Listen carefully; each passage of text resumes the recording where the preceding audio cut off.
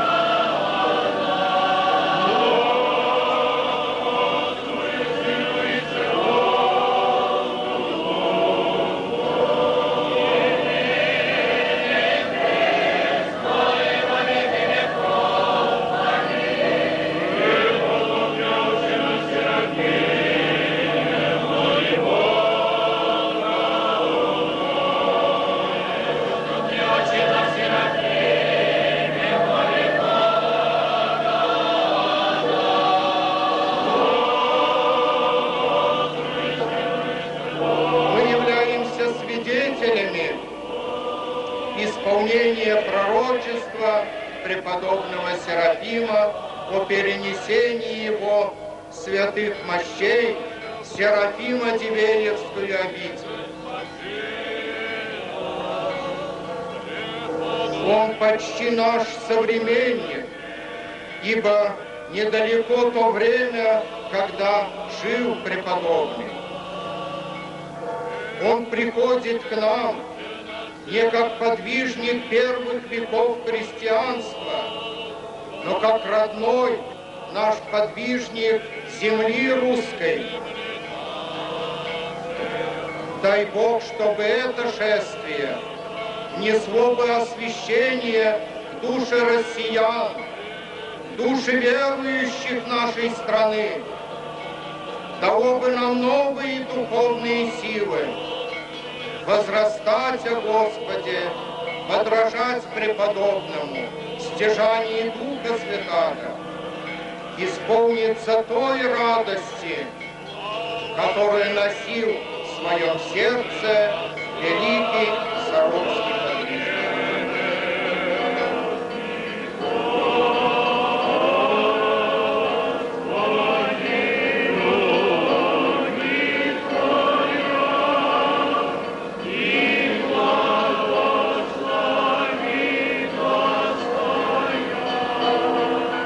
Когда мы провожали мужчин, мы шли, такое было впечатление, что мы плывем. Такой был воздух плотный, что мы просто не ощущали даже наших шагов. Мы плыли.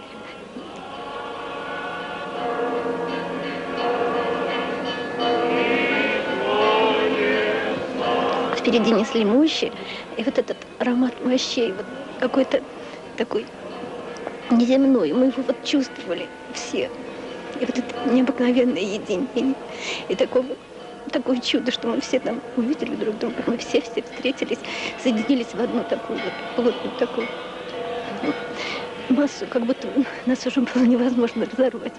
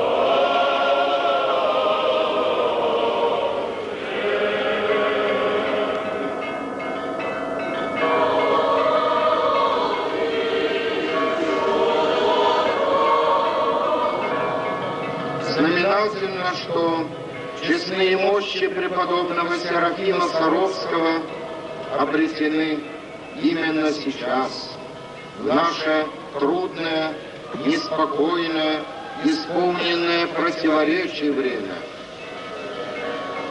И вот это шествие святых мощей, мы верим, вселит в сердца людей умиротворение, любовь, согласие, взаимопонимание и терпимость друг к другу. Преподобный Серафим учил: стяжи мирный дух, и тысячи спасутся вокруг тебя. В одном из своих наставлений он говорил: у нас нет дороги к унынию. Христос все победил.